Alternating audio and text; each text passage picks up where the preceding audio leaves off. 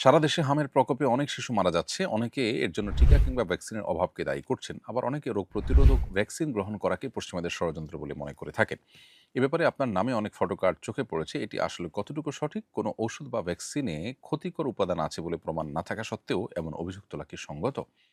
খুবই গুরুত্বপূর্ণ একটি প্রশ্ন। প্রিয় দর্শক, ধন্যবাদ আপনাকে এই প্রশ্নটি তুলে আনবার জন্য। এই প্রশ্নের উত্তরে আমরা বলতে চাই, গত ২, ৫ বা ৭ বছর আগেরও আমাদের একাধিক ভিডিও আছে যেখানে আমরা স্পষ্ট করে বলেছি, ইসলাম চিকিৎসা গ্রহণ করাকে অনুপ্রাণিত করে। নবী করিম সাল্লাল্লাহু আলাইহি সাল্লাম অসুস্থ হলে চিকিৎসা গ্রহণ করতে নির্দেশনা দিয়েছেন এবং অসুখ বা রোগবালাই হওয়ার আগে থেকে কোনো রোগ যেন না হয় তার জন্য ব্যবস্থা গ্রহণ করবার ধারণা কিন্তু শরিয়াতে রয়েছে। কালোজিরা বা আপনার আজওয়া খেজুরের যে ফজিলত, সেটি কিন্তু প্রমাণ করে যে অসুখ হওয়ার আগে থেকে এগুলো গ্রহণ করার মধ্য দিয়ে অসুখ যেন না হয় তার জন্য প্রতিরোধক বা আগাম ব্যবস্থাপনা গ্রহণ করা, এটা শরিয়াসম্মত। অতএব মৌলিকভাবে টিকার এই কনসেপ্টটা শরিয়ার সাথে কোনো অসঙ্গতিপূর্ণ বা সাংঘর্ষিক কোনো বিষয় নয়।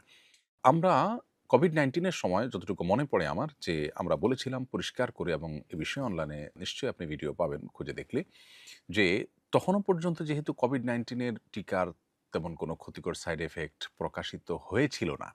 যেহেতু আত্মরক্ষার একটা ব্যবস্থা হয়েছে এবং আমাদের কাছে এর ক্ষতিকর কোনো কিছু এখনো স্পষ্ট না। অতএব আত্মরক্ষার জন্য এটি গ্রহণ করাটাই হলো শরিয়া নির্দেশনা এবং শরিয়া সম্মত।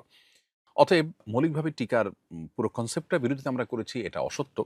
আবার পার্টিকুলারলি এই হামের টিকার বিষয়ে অনেকে আমাদের নামে মিথ্যাচার করেছেন, আল্লাহ তাদেরকে হেদায়েত দান করুন। এ বিষয়ে আমাদের কোনো মন্তব্যই আসলে নেই স্পষ্ট করে বা আলাদা করে পার্টিকুলার এই টিকার ব্যাপারে। তবে হ্যাঁ, আমরা টিকার ব্যাপারে যে কথা বলেছিলাম সেটা হলো যে, মাঝে একটা টিকা নেয়ার পর স্কুলে মেয়েদের জন্য যে স্পেশাল একটা টিকার ব্যবস্থা ছিল, সেই টিকা গ্রহণ করার পর প্রচুর পরিমাণে নিউজ হয়েছে গণমাধ্যমগুলোতে যে বিভিন্ন জায়গায় বাচ্চারা অসুস্থ হয়ে পড়েছে। এটি একটি পরিস্থিতি।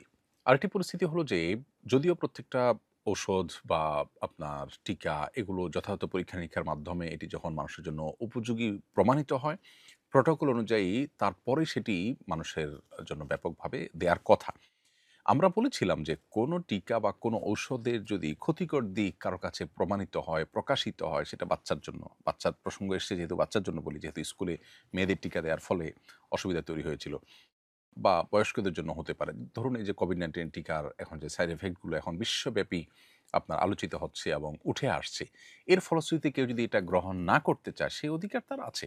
এবং এটা তো আপনার ওপেন সিক্রেট ব্যাপার যে গরিব দেশগুলো বা গরিব দেশের মানুষগুলো তাদের সাথে উন্নত দেশগুলো সবসময় ইনসাফপূর্ণ আচরণ করে না। কথা অনেক সুন্দর, সুন্দর বলে, ভালো, ভালো কথা বলে, কিন্তু ইনসাফপূর্ণ আচরণ করে না। সে বিষয়টিকে মূলত আমরা তুলে ধরেছিলাম। আমরা পুরো টিকা গ্রহণ করার প্রক্রিয়াটার বিরুদ্ধে অথবা আপনার পুরো জিনিসটাকেই পশ্চিমা ষড়যন্ত্র বলে আখ্যায়িত করিনি। অতএব এ ব্যাপারে যদি কেউ আমাদের ব্যাপারে কোনো ফটোকার্ড তৈরি করে, কোনো বিষোদগার তৈরি করে, তাহলে সেটা তার একান্তই বিভ্রান্তি বা তার একটা চাপিয়ে দেওয়া বিষয় আমরা বলতে চাই।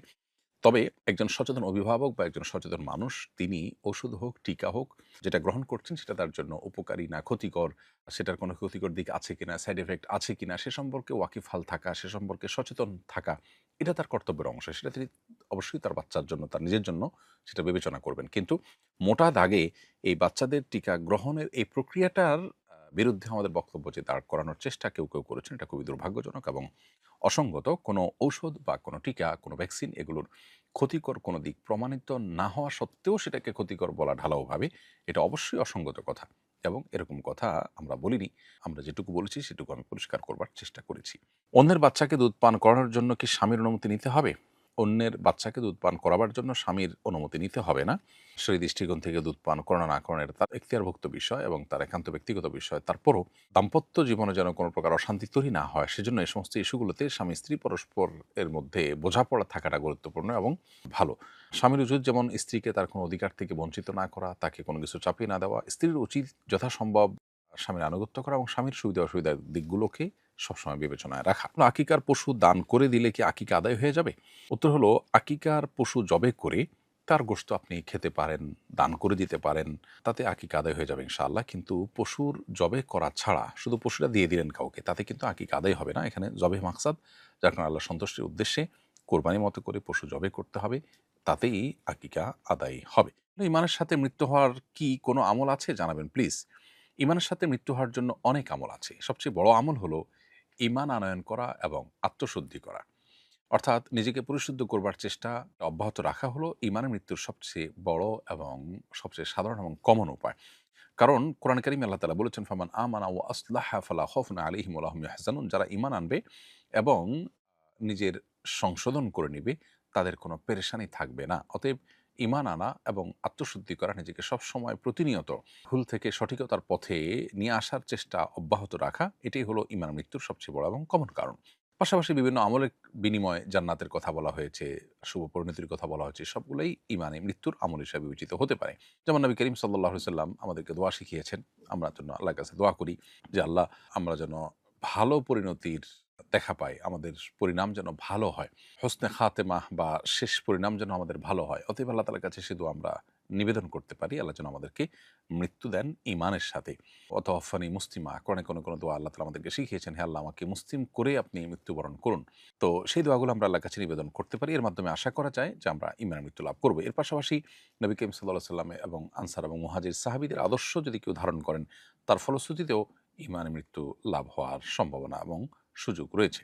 আল্লাহ তাআলা বলেছেন, ওয়াস-সাবিকুনাল আউয়ালুনা মিনাল মুহাজিরিন ওয়াল আনসার ওয়াল্লাযীনা ইত্তাবাউহুম বিইহসানিন রাদিয়াল্লাহু আনহুম ওয়া রাদু আনহু ওয়া আ'আদ্দা লাহুম জান্নাতিন তাজরি তাহতাহাল আনহারু খালিদিনা ফিহা যালিকাল ফাওজুল আযীম। যার অর্থ হলো যে, পূর্ববর্তী মুহাজির এবং আনসার সাহাবী এবং যারা তাদের পরবর্তীতে ভালো কাজ কর্মের মাধ্যমে তাদের অনুসরণ করেছে, তাদের অনুকরণ করেছে, এ উভয়ের উপর আল্লাহ তাআলা সন্তুষ্ট এবং তাদেরকে আল্লাহ তাআলা জান্নাতে প্রবেশ করাবেন। অতএব আশা করা যায় যে আমরা যদি নবী আলাইহিস সালাম এবং মুহাজির এবং আনসার সাহাবীদেরকে অনুসরণ করি, তাদের আনুগত্য করি, নেক আমলের ক্ষেত্রে তাদের ফলো করি, তাহলে ইনশাআল্লাহ বিইذনিল্লাহ সেটি আমাদের জান্নাতে যাওয়ার কারণ হতে পারে এবং সেটি আমাদের ঈমানের মৃত্যুর কারণ হতে পারে। যেহেতু জান্নাতে যাওয়ার ওয়াদা করা হয়েছে, ঈমানের মৃত্যু তার জন্য তো অবশ্যই আবশ্যক। সেজন্য ঈমানের মৃত্যু এখান থেকে হতে পারে ইনশাআল্লাহ তাআলা।